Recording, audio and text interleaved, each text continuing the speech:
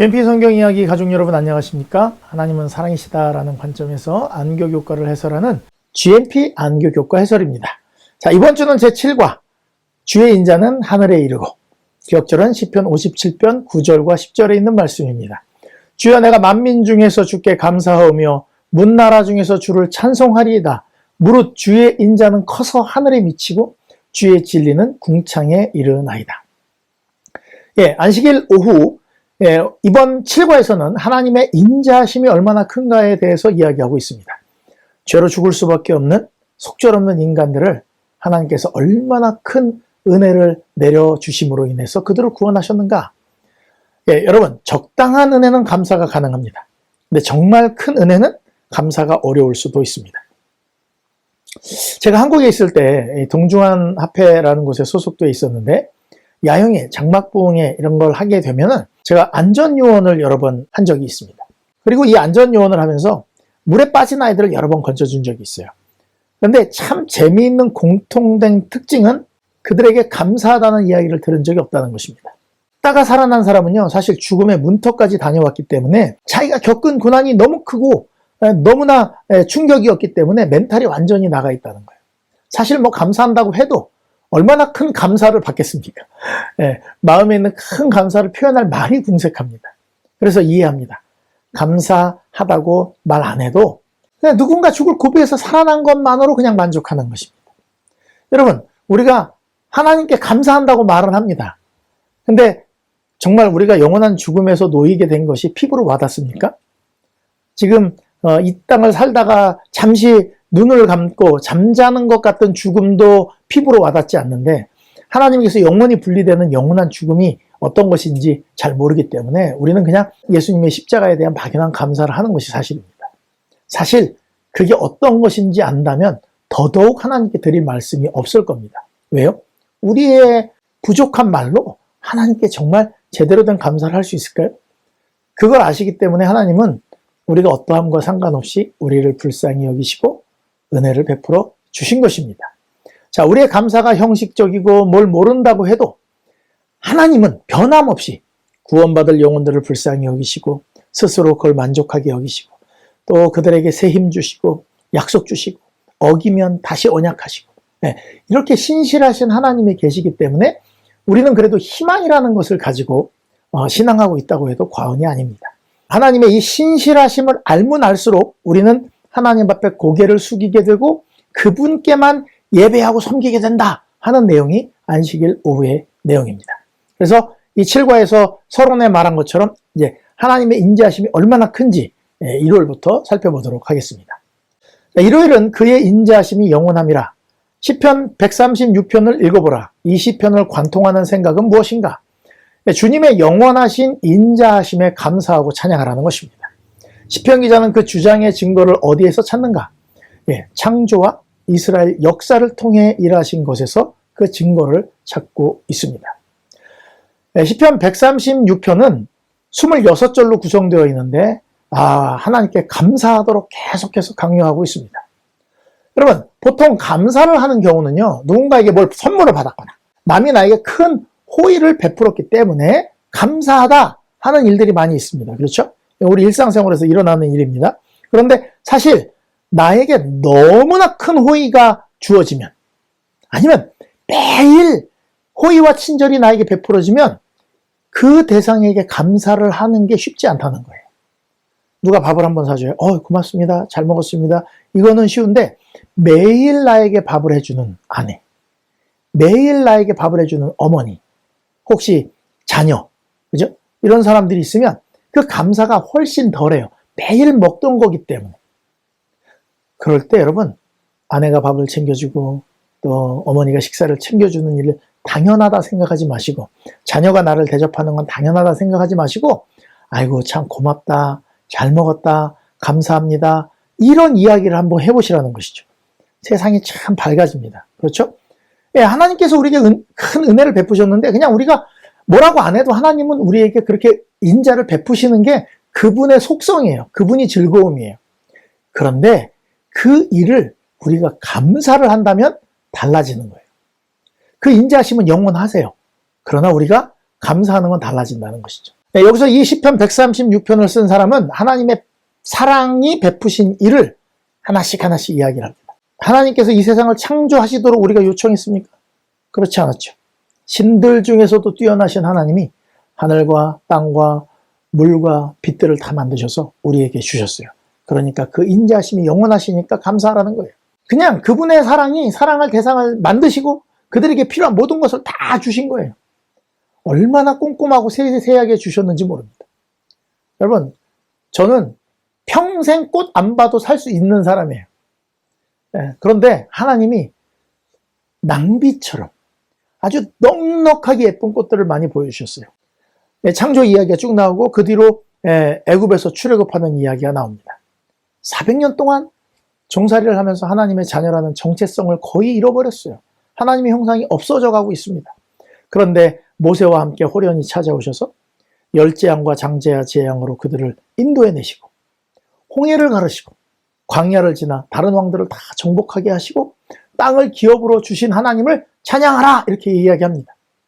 여러분, 이스라엘이 하나님께 이런 은혜를 받을 만큼 착하고 충성됐었습니까? 아닙니다.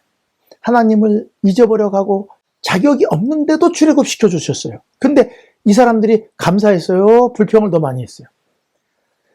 아주 조금만 불편하면 심하게 불평하고 아주 시험 만날 때마다 넘어지고 실패했지만 하나님은 그들을 결국 가나안 땅에 넣으셨습니다.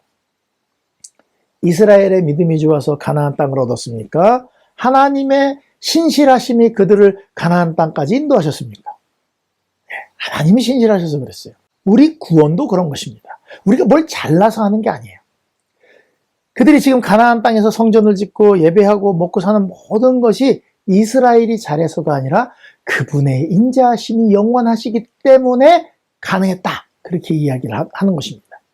그래서 시편 136편 23절부터 26절의 결론을 내리기를 우리를 이 비천한 가운데서도 기억해 주신 이에게 감사하라. 그 인자하심이 영원하미로다. 우리를 우리의 대적에게서 건지신 이에게 감사하라. 또 모든 육체에게 먹을 것을 주신 이에게 감사하라. 하늘의 하나님께 감사하라.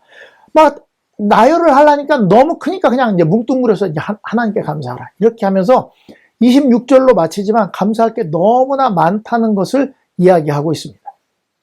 여러분, 이 모든 게 뭐냐면 받을 만한 것이 없는 사람들에게 오직 우리를 불쌍히 여기신 하나님께서 값없이 주신 것, 그것에 대해서 감사라는 이야기를 계속 전하는 것입니다.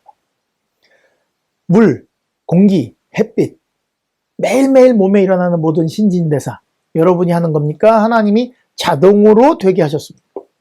우리가 지은 죄 때문에 하나님이 이 중에 하나라도 끊으신다면 언제 끊겨도 할 말이 없는 게 우리들입니다. 여러분, 밤에 잘 때 기도 안 하고 잤다고 밤에 가위 눌립니까? 아니죠. 기도 진심으로 안 하고 대충 기도했다고 밥 먹다가 체한 적 있습니까?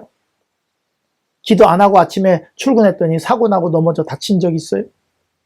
아무 감사도 하지 않았는데 그분이 우리를 사랑하시는 그 인자심이 영원하셔서 매일매일 받고 있다는 것입니다. 오늘도 잠을 딱 자면 하나님이 제일 바쁘세요. 우리 모든 세포를 다시 다 재생시키고 피곤한 찌꺼기들 다 이렇게 정리해가지고 다시 하루를 살 수 있도록 우리가 다 내려놓으면 하나님이 그 일을 하시는 거예요. 그냥 그걸 알아서 해주는 것만도, 그런데 이거를 우리가 막 알아주는 것만 해도 감격하세요. 하나님은. 하나님 감사합니다. 그러면 하나님이 막 뿌듯하셔가지고 이걸 다 주시고 그냥 마음만 드려도 좋아하신 하나님. 전혀 생색내고 싶지도 않아요. 여러분, 엄마가 밥하면서 매일매일 생색내요? 아니죠. 못하는 게 이상할 정도로 아픈 날도 허리 부여잡고 나와갖고 밥을 해주지 않습니다. 엄마가 매일매일 막 생색내면 부담스러워서 밥 먹겠어요? 하나님이 생색내지 않으신다고 해도 우리가 그 하나님의 무한하신 인자하심에 감사를 하게 되잖아요.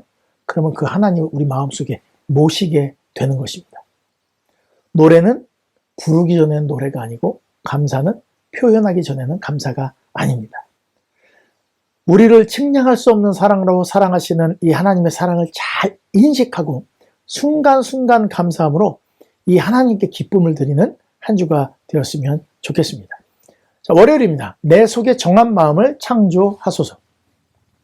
시편 51편 1절로 5절을 읽어보라.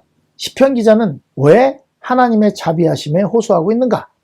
하나님의 자비 외에는 자신이 용서받을 수 있는 이유가 없음을 알기 때문입니다. 시편 51편 6절로 19절을 읽어보라. 죄의 용서가 어떻게 묘사되어 있는가? 하나님의 용서는 무엇을 위한 것인가? 하나님의 용서는 법적으로 무죄를 선언하는 것 이상의 것을 포함한다. 그것은 인간 자아의 가장 깊은 부분까지 역사하는 심오한 변화를 가져온다. 이렇게 답하겠습니다. 예, 다윗이 밧세바를 범하고 난 뒤에 모든 것을 은폐하고자 했습니다. 앞에 이야기들은 여러분이 잘 아시지만 구조화 선지자 718페이지에는 이렇게 얘기합니다. 다윗은 자신을 사단의 권세에 팔았다. 위험은 그를 둘러 있었고 그의 앞에는 죽음보다 더 쓰라린 치욕이 있었다. 죽는 게 낫다는 거예요. 왕이 자기의 신하의 아내를 범했다는 것은 피할 길이 하나밖에 없는 것처럼 보여서 그는 절망 중에 신속히 간음죄에 살인죄를 첨가했다. 사울의 멸망을 계획했던 사단은 다윗도 역시 멸망으로 이끌어가고자 노력하고 있었다. 사울은 질투심으로 그렇게 했죠. 유혹은 달랐지만 그 모든 것은 다 같이 하나님의 율법을 범하도록 인도했다. 사단은 우리의 약점을 잘 압니다. 그래서 그 각 사람에게 연약한 부분을 가지고 접근을 합니다. 어떤 사람은 돈, 어떤 사람에게는 음욕, 어떤 사람에게는 명예욕, 어떤 사람은 질투와 시기, 이런 걸로 다 각기 다른 것으로 율법을 범하게 하는 거예요. 다윗은 왕의 명예를 유지하고 싶었습니다. 그런데 하나님의 선지자는 자기의 생명이 위태한 때에도 그의 고운 양심과 명예에 대한 고상한 의식을 잃지 아니하고 손을 들어 여호와의 기름 부음 받은 자를 치지 않았던 그가 자기의 가장 충성스럽고 가장 용맹스러운 무사를 욕보이고 살해한 뒤 자기의 죄악의 보상을 방해받지 아니하고 향락하기를 바랄 만큼 타락했다. 슬프다. 어찌하여 정금이 광채를 잃었는고? 어찌하여 최고의 정금이 변했는고? 보면 다윗이 더 나쁜 놈이에요. 제가 볼 때는. 근데 하나님은 다윗을 잃어버리고 싶지 않았고 사울도 잃어버리고 싶지 않았어요. 그래서 지적을 했습니다. 근데 사울은 안 들었어요. 핑계했습니다. 하나님께 드리려고 가져왔습니다. 이렇게 했어요. 하나님께서 다윗에게 딱 나단 선지자를 보내서 죄를 딱 지적하셨습니다. 그렇지 않았으면 다윗은 그 죄로 말라 죽었거나 평생을 양심의 소리를 막 무시하면서 살다가 하나님을 떠나갔을 거예요. 선지자의 지적이 딱 있고 난 후에 다윗이 회개하면서 쓴 것이 바로 시편 51편입니다. 죄악을 지워주시고 죄악을 맑게 쓰시시며 나의 죄를 깨끗하게 하십시오. 내 죄가를 압니다. 내 죄가 항상 내 앞에 있습니다. 내가 죽기만 범죄했습니다. 내가 죄악 중에 출생했습니다. 어머니가 죄 중에 나를 잉태했습니다. 내 죄를 씻어주십시오. 하나님의 내 속에 정한 마음을 창조하시고 내 안에 정직한 영을 새롭게 하소서. 솔직히 이렇게 말할 수 있잖아요. 그럴 수 있지 않습니까? 다른 나라 왕들은 나보다도 더한데요. 저가 한 일은 정말 세 발의 피입니다. 왕이 그 정도도 못합니까? 이렇게 얘기할 수 있어요. 그런데 그게 아니라 자기가 왜 이렇게 죄를 졌는지 죄 가운데 태어나서 연약하게 태어난 나를 불쌍히 여겨달라는 거예요.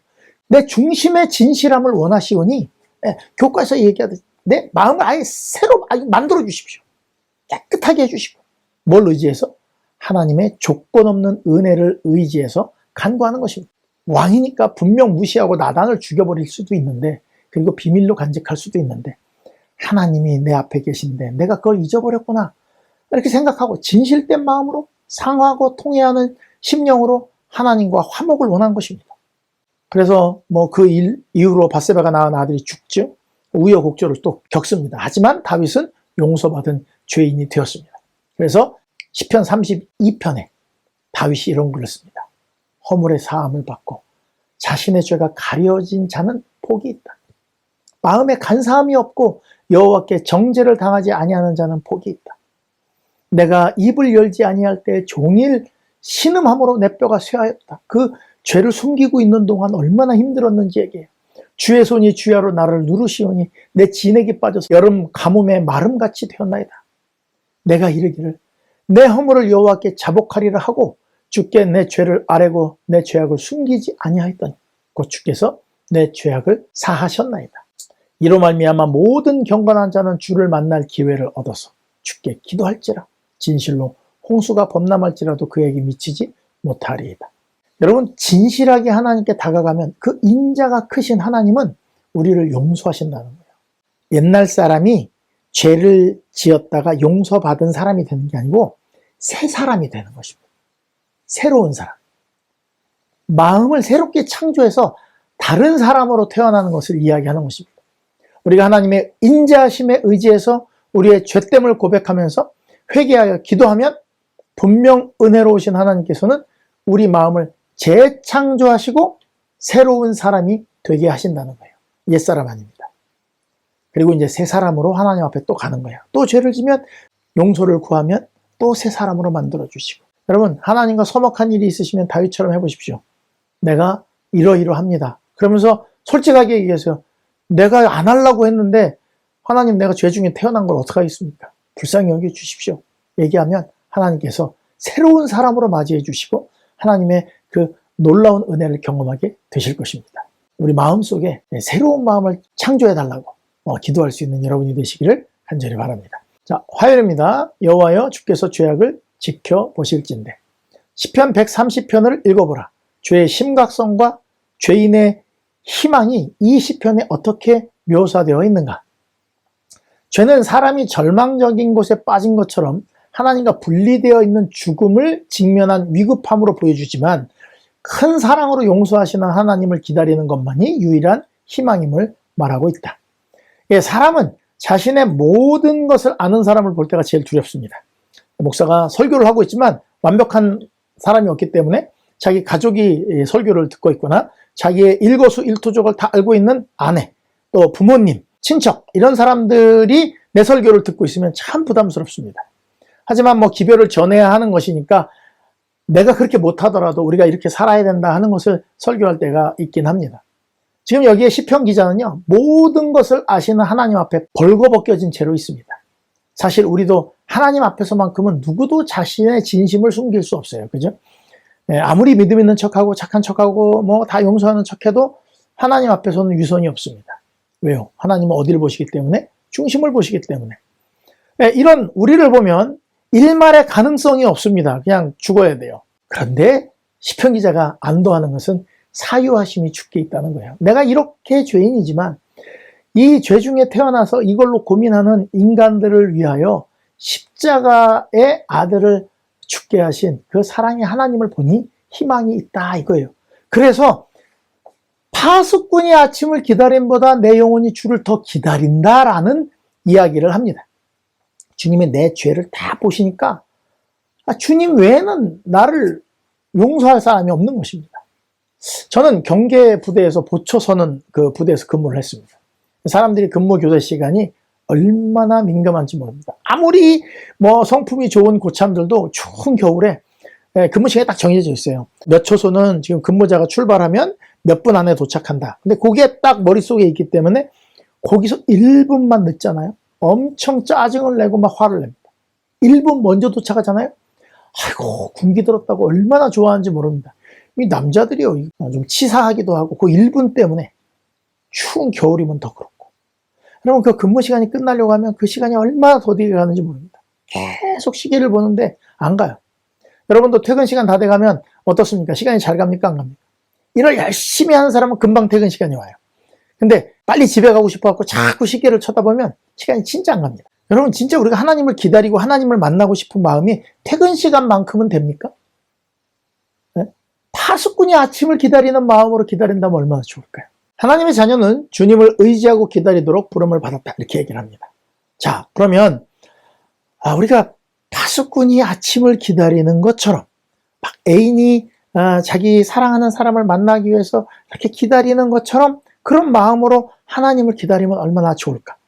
기다린다는 원어가 시편 27편 37편은 카와라고 되어 있지만 교과에 나오는 내용이고요. 130편에는 야할이라는 단어로 나옵니다. 그것도 기다리다, 소망하다 그런 뜻인데, 여러분 보세요. 이스라엘아, 기도를 열심히 해라, 성경을 쓰고 외워라, 많이 봉사해라, 이게 아니라 하나님을 바래라, 하나님을 기다려라, 소망해라, 그런 뜻입니다. 그거 외에는 희망이 없기 때문에 그런 것입니다. 그래서 미가서 7장 7절, 시편 42편 5절에는 이렇게 이야기합니다. 오직 나는 여호와를 우러러보며 나를 구원하시는 하나님을 바라보나니 나의 하나님이 나에게 귀를 기울이시리로다. 하나님을 우러러보고, 왜냐면 다른 데 희망이 없어요. 아무리 봐도. 내 영혼아, 내가 어찌하여 낙심하며 어찌하여 내 속으로 불안해하는가? 너는 하나님께 뭘 둬라? 소망을 둬라. 이게 기다리라는 뜻이에요. 하나님을 바라라. 그가 나타나 도우심으로 말미암아 내가 여전히 찬송하리로다. 여러분, 죄인의 유일한 희망이신 하나님을 바라면, 하나님을 기다리면 모든 죄악 속에서 우리를 사랑하셔서 건져내실 것이라는 게 이 시편 130편의 내용입니다. 주께서 우리 모든 죄악을 지켜보고 계시지만, 그렇기 때문에, 우리의 모든 걸 아시기 때문에 우리는 누구를 기다릴 수밖에 없다고요? 하나님께 솔직하게 이야기하고 그분을 기다릴 수밖에 없다고 말하는 것입니다. 여러분, 하나님을 바라는 것을 퇴근 시간만큼, 혹은 일요일날 놀러 가는 거 기다리는 만큼만 하나님을 실제적으로 마음으로 기다려보세요.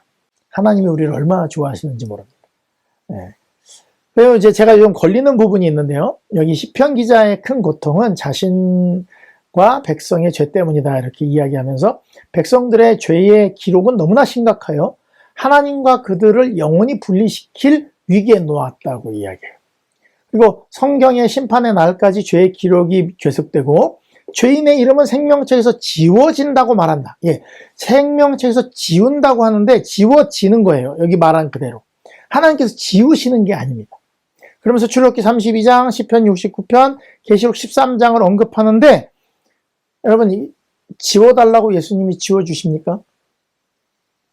예수님이 죄인의 이름을 생명책에서 지우고 싶어 하실까요? 안 지우고 싶어 하실까요? 죄의 기록을 지우시고 싶어 하시죠. 여러분, 이 출애굽기 32장 32절, 33절에 있는 말씀을 볼게요. 이스라엘이 금송아지를 만들어서 우상 숭배하면서 하나님을 버렸을 때, 그때가 이 모세와 하나님의 언약을 맺고 있을 때 아닙니까?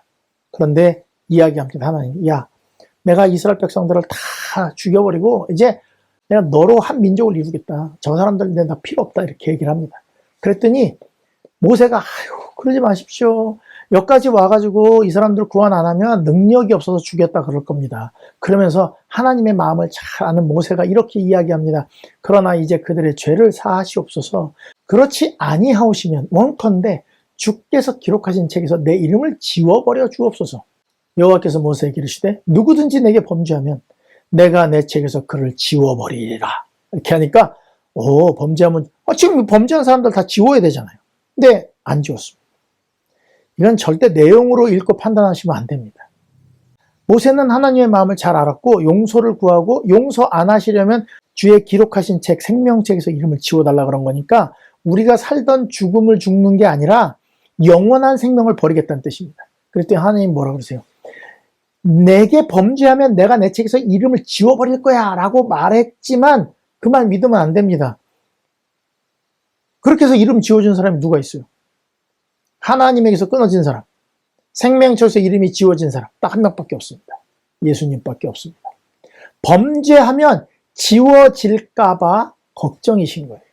이스라엘 백성들은 20세 이하고 뭐 이상이고 광야에서 다 죽었어야 되죠. 지워야 되는데 하나님이 자기 자식 이름은 못 지우는 거예요. 여러분, 이렇게 지울 사람을 애굽에서부터 데리고 나왔을까요? 아니에요. 결국 예수님의 이름을 우리의 죄값으로 다 지워버리고 우리의 이름은 그 생명책에 남겨놓으신 게 하나님입니다. 죄악을 지켜보고 계신다고 해서 이렇게 벌 주려고 멸망시키려고 지켜보는 게 아니라는 것을 우리가 알아야 합니다. 진정한 예배는 형벌에 대한 두려움이 아니라 하나님의 사랑의 성품에 대한 감격에 기초한다. 우리가 하나님을 경배하는 것은 위의 말들을 잘 읽어보시면 뉘앙스는 무서운데 결론은 하나님은 사랑이다. 기다려라. 이렇게 나온다는 것입니다. 여러분, 죄를 취급하시는 그분의 방법, 인자를 1000대까지 베풀며, 인자는 1000대까지 베푼대요. 악과 과실과 죄를 용서하나 형벌 받을 자는 결단코 면제하지 않고, 그래요? 정말 면제하지 않으시나요? 계속 면제하신다니까요? 마음이 그렇다는 거예요. 여호와께서 악인은 다 멸하시리로다. 범죄자들은 함께 멸망하리니 악인의 결국은 끊어진다. 이 말대로라면 우리는 다 멸망해야 되겠죠. 형벌 받을 자는 결단코 면제하지 않는다. 근데 인자를 1000대까지 베푼다. 이거 말이 안 되잖아요. 죄인인데 자기가 인자를 1000대까지 베푸시겠다는 거예요. 그러니까 이 죄인들, 이렇게 범죄자로 죽어야 될 사람들에게 인자를 1000대까지 계속 베풀어 주지만 그래도 그걸 받아들이지 않는 사람들은 끊어져 지는 거지 하나님이 끊어내는 게 아니라는 거예요. 죄악을 지켜보고 계시지만 그들을 구원할 방책을 매일 고심하셨던 그 하나님, 때에 맞춰서 때가 참에 아들을 이 세상에 보내서 십자가에 죽게 하심으로 우리를 구원하시지 않았습니까? 예, 그 하나님의 마음을 절대 놓치시면 안 됩니다. 말들은 무서워 보이지만 사실 그렇지 않습니다. 수요일입니다. 어미하시고 자비하신 하나님을 찬양. 시편 113편과 123편을 읽어보라. 이 시편에는 하나님의 성품에 어떤 두 가지 서로 다른 측면이 묘사되어 있는가? 높은 곳에 거하시는 위엄 있는 분이시지만 낮은 곳으로 오셔서 연약한 자들에게 다가오시는 자비하신 하나님으로 묘사한다. 예, 여러분 요즘 이 리더십이 변해가고 있습니다. 옛날에는 카리스마가 있고 능력 있고 통치고 막 이런 지도자가 멋있는 지도자라고 그랬어요. 다들 먹고 살기 바빴고 문화도 누군가가 끌고 가야 됐었습니다. 그런데 이제 사람들이 교육 수준이 높고 인터넷으로 지식이 평준화되어 가고 요즘 뭐 챗 GPT까지 나와가지고 사람들이 뭐 물어보면 누구든지 알 수 있는 그런 세상이 됐어요. 그러다 보니까 이제 리더가 옛날처럼 이렇게 명령하는 리더는 안 됩니다. 요즘 교회 안에서 부각하는 것은 서번트 리더십이라고 그래가지고 종으로 섬기면서 사람들을 이렇게 잘 세워주는 그런 리더십이 부각되고 있습니다. 돈 많다고 지위가 높다고 사람들이 존경하고 따르지 않는다는 것입니다. 그런데 그렇게 높은 사람이 아주 겸손하게 다른 사람들을 따뜻하게 대해주면 더 존경을 받는 거예요. 사람도 그런데 하나님, 온 우주의 창조자이시며 통치자이신 분이 우리를 사랑해서 이 땅에 오셔서 뭐 부자들이랑 살아도 되고 힘 있는 사람들과 계신다고 해도 솔직히 할 말은 없어요. 오신 것만도 대단한 일이니까. 근데 하나님이 그렇게 안 하셨죠. 여러분 선거 때만 되면 대통령 후보 정치인들이 와서 시장을 돌면서 악수하는데 그들 임기 때도 그렇게 합니까? 아니요. 그래서 우리는 국회의원이나 대통령을 막 이렇게 존경하진 않습니다. 왜? 무슨 마음으로 하는지 알아요. 홍수가 나고 재난이 나면 막 이렇게 이상한 점퍼 입고 나와서 비상대책이니 뭐니, 비상대책이라도 별거 없어요. 네, 실무자들을 만나가지고, 앞으로는 이런 일이 일어나지 않게 잘해야 됩니다. 뭐, 이런 얘기, 뻔한 얘기 하고 가는데, 평상시는 어떻게 지내요? 좋은 옷 입고, 좋은 자리 가서 권력을 행사하고 그렇습니다. 여러분, 솔직히 하나님이 숨어 계셔도 우리가 하나님을 찾을 길이 없어요. 그렇죠? 그런데 하나님이 딱 나타나신 거예요. 그리고 우리가 더듬어 찾을 수 있는 만큼 보여주셨어요. 원래 너희는 내 형상대로 지음받은 내 사랑하는 자녀다. 난 너희를 잃어버리고 싶지 않다. 너희가 이런 거정을 갖춰서 이렇게 아프게 됐는데 내가 구하고 고칠 거다. 그리고 그 가운데 정말 죄 가운데 태어나서 가난한 자, 궁핍한 자, 고아, 과부 이런 사람들까지 내가 다 사랑할 거야. 이렇게 이야기하는 것입니다. 유명한 김창옥 교수라는 사람이 음식점에서 본 문구가 이것이라고 그래요. 구름은 바람 없이 움직일 수 없고 사람은 사랑 없이 움직일 수 없다. 여러분, 이게 하나님이 사랑했기 때문에 우리 마음이 움직이고 동하는 거예요. 그래서 하나님을 섬긴다, 하나님을 따른다, 그리고 내가 하나님이 주신 이 은혜를 다른 사람에게 나눈다, 이런 일들이 우리에게 일어나는 것입니다. 나이 먹어도 엄마라는 단어에 아버지라는 단어에 숙연해지고 아무리 못 배운 어머니지만 무시하지 않고 존경하는 것은 그분이 우리에게 쏟으신 그 희생, 그 사랑을 알기 때문에 그러는 거예요. 훨씬 훌륭한 어머니가 많아도 우리는 내 어머니에게 더 마음을 주는 것입니다. 따라서 예배는 하나님의 위대하심만, 그분의 선하심에 의해서만 촉발되어야 합니다. 하나님을 알면 찬양을 안 할 수가 없어요. 십자가를 아는데 어떻게 하나님을 경배하지 않을 수 있겠습니까?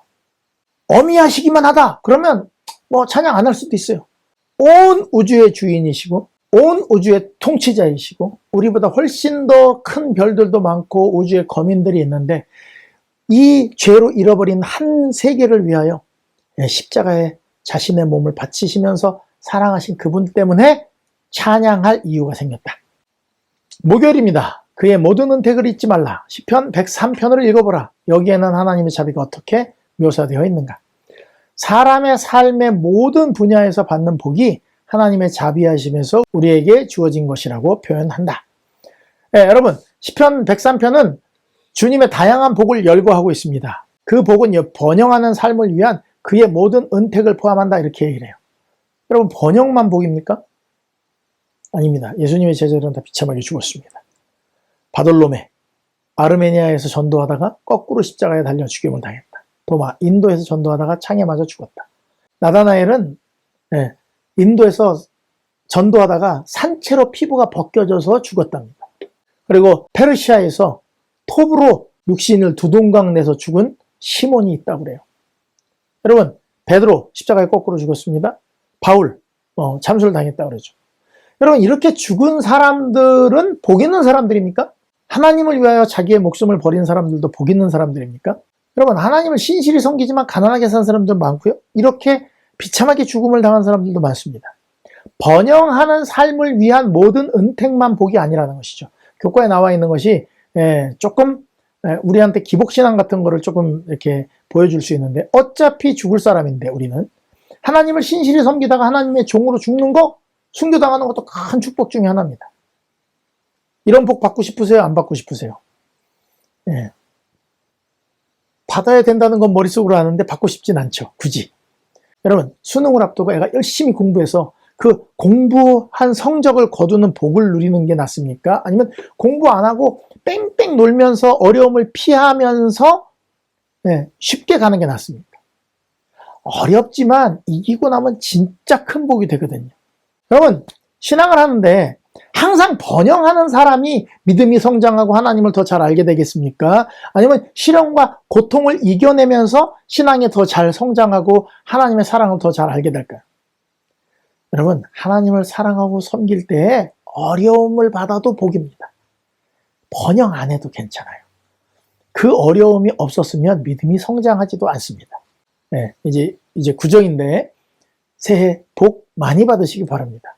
바울이 받은 복, 잠도 자지 못하고 전도한 복, 베드로가 받은 복, 십자가에 거꾸로 못 박히면서도 하나님을 찬양했던 그 복, 예레미야가 받은 복, 백성들을 보면서 매일 눈물을 흘리던 그 복, 이런 복을 여러분들이 사모했으면 좋겠습니다.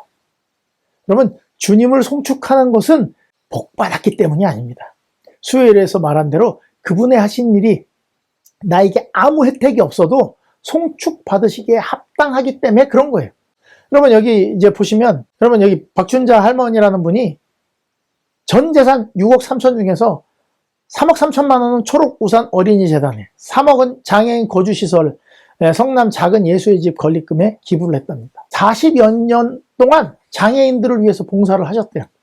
평생 모은 1억을 기부한 이옥순 할머니, 보따리 장사 폐지 판매로 모은 15억을 기부한 94살 할머니. 여러분, 이 사람들이 이렇게 기부했는데 나한테 뭐 이득이 떨어지는 게 있어요, 없어요? 없어요. 그런데 제가 이거 무시해요? 아닙니다. 이거는 칭찬하고 존경하고 박수 보내야 될 일이에요. 그럼 내가 아무 이익이 없다고 해서 무시해요? 당연히 할머니의 마음을 우리가 칭찬하는 것처럼 하나님이 나에게 아무 복을 안 주셨다고 해도 그냥 이 땅에 와서 십자가에 돌아가신 그 하나님이라는 것만으로도 우리가 송축하게 합당하다는 것입니다. 그러니까 그분이 우리에게 베푸신 게 어떤 것인지 잘 생각해야 돼요. 기억해야 되는 것입니다. 그분이 어떤 분인지, 그분이 하신 약속을 기억하는 것, 그 은택을 잊지 않는 것, 그것은 뭐냐면 내가 그분과 어떤 관계인지를 입증하는 거예요. 여러분, 나랑 상관없는 건 사람들이 잘 기억하지 않습니다. 그렇죠? 제가 이제 방문 다니면서 교인들이랑 만나는 일들이 있는데 막 얘기를 많이 하시는데 제가 다 기억하지 못합니다. 그런데 제가 그 사람을 판단하거나 아니면 저랑 관련이 있는 것, 내가 꼭 기억해야 이 사람에게 다가갈 때 도움이 되는 것들은 상관이 있는 것들이기 때문에 기억하는 거예요. 막 이 사람이 자기는 어떻게 살았고 막 얘기하는데 제가 그걸 다 잊어버리고 아무렇지도 않게 행동하면은 그 사람은 정말 나랑 이 사람은 정말 상관이 없구나, 이렇게 생각하는 거예요. 나랑 상관이 있을 때 기억하는 것은 굉장히 중요한 거예요. 하나님이 우리에게 베푸신 은혜를 내가 상관이 있다고 생각하면 그것들을 항상 기억하고 되새겨야 돼요. 여호와는 긍휼이 많으시고 은혜로우시며 노하기를 더디하시고 인자하심이 풍부하신 게 나에게 그런 거예요? 성경에 나온 남한테 그런 거예요? 이스라엘에만 그러시고 나한테는 별 상관이 없어요? 아니죠. 동이 서에서 먼 것 같이 우리 죄가를 우리에게서 멀리 옮기셨어요. 진짜 마음에 와 닿으세요? 그게? 나에게도 절절합니까? 성경이 그렇게 읽어져야 되는 것입니다. 아비가 자식을 긍휼히 여긴 같이 여호와께서는 자기를 경외하는 자를 긍휼히 여기셨는데 내가 그 안에 들어가냐 말입니다. 여러분, 우리는 그렇게 경외하지도 않고 살살 눈치 보고 적당히 신앙하는데도 하나님은 우리의 모든 걸 기억하세요. 하나님이 우리를 더 사랑하세요? 우리가 하나님을 더 사랑해요? 우리가 그렇게 경외하지도 않고 살살 눈치 보고 적당히 신앙하는데도 우리를 불쌍히 여기서 하나님의 자녀로 일컬음을 받게 하셨나요? 네. 그러니까 하나님은 우리의 모든 걸 기억하세요. 벌 주려고? 사랑하니까. 잘못한 거 다 기억하셔야 돼. 조사심판이 그거예요. 다 일일이 찝어서 다 용서해야 되기 때문에 그 어떤 것도 숨겨진 죄가 있으면 안 되기 때문에 예수님이 그걸 다 훑어보시는 거예요. 뭐 하려고? 용서하려고. 여러분, 이런 은혜를 받은 사람들은 계속해서 감사해도 될까요? 그래서 범사에 감사. 그러면 여러분, 우리가 감사하면 그분도 기쁘시지만 내가 그걸 감사할 때 어떤 사람인데요? 은혜를 아는 사람. 그분의 주신 은혜를 내가 받아들이고 그 은혜 속으로 들어간 사람이 되잖아요. 사람다운 사람. 네, 그래서 하나님이 은혜를 1000배까지 은혜를 베푸면서 우리를 어떻게 하는 거예요? 그 속으로 그런 사람으로 새로운 사람으로 만들어가는 게 하나님의 소망이에요. 여러분, 정말 어려운 사람이 있는데 그 어려운 사람에게 장학금을 줬어요. 여러분이 정말 어려운 사람에 장학금을 줬습니다. 그랬더니 고맙다고 인사를 했습니다. 그걸로 족합니다. 왜? 그걸 바라고 준 것도 아니지만 하여튼 뭐 감사하다고 했으니까. 그런데 그 사람이 명절 때마다 찾아와요. 카드를 써요. 그 도움이 아니었으면 지금의 저는 없을 거라고. 결혼할 때 자기 배우자 될 사람을 데리고 와서 인사시키고, 이분이 나에게 그렇게 은혜를 베푸셔서 내가 지금 있는 거야. 여보, 인사해. 애를 낳았어요. 애들을 데리고 와서 명절 때마다 찾아옵니다. 와서 이분의 도움이 없었다면 아빠가 이렇게 살지 못했을 거야. 너희가 있지도 못했을 거야. 이렇게 수시로 감사를 표현하는 사람이 있으면 여러분 기분이 어떨 것 같아요? 와, 너무 잘 도와줬다 싶겠죠. 그래서 교과는 이렇게 이야기합니다. 우리가 그리스도의 생애를 깊이 명상하는데 매일 1시간씩 바치는 것은 매우 좋은 일이다. 우리는 그의 생애를 한 조목 한 조목씩 연구하고 각 장면, 특히 그의 생애의 마지막 장면을 확실히 머릿속에 그릴 것이다. 이와 같이 우리를 위한 그의 희생을 깊이 생각할 때 그에 대한 우리의 신뢰는 더욱 굳어질 것이며 우리의 사랑은 격발되고 우리는 더욱 그리스도의 정신으로 깊이 물들게 될 것이다. 만일 우리가 마침내 구원을 얻고자 한다면 우리는 십자가 밑에서 통회와 겸손의 공갈을 배워야 한다. 여러분, 십자가와 그분의 생애는 다른 사람을 위한 일이었다고 생각하니까 감사가 별로 안 생기는 거예요. 하나님은 멀리 계신 분이 아닙니다. 걸으면서 감사, 밥 먹으면서 감사, 밥 먹고 나서도 감사, 좋은 일 있으면 감사, 힘든 일 가운데서도 감사, 형통해도 감사, 형통하지 않아도 감사. 네, 이 감사가 우리를 하나님의 자녀로 만들고 약속을 붙들게 만들고 하나님께 붙어있게 한다는 것입니다. 네, 우리 GMP 반생 여러분, 하나님께서는요, 인자를 1000대까지 베푸신대요. 주의 인자가 어디까지 이르렀다고요? 하늘까지 이르렀다고요. 높디 높은 곳까지 하나님의 인자로 꽉 채워놨습니다. 우리는 그분을, 그 어미하시고 높으신 분이 자비를 가지고 이 땅에 오신 것을 찬양하면서 그분의 인자하심을 감사하면서 그 은택을 머릿속에 기억하면서 하나님을 안으로 모시는 삶을 살아야 하는 것이 우리들이 해야 될 일인 것입니다.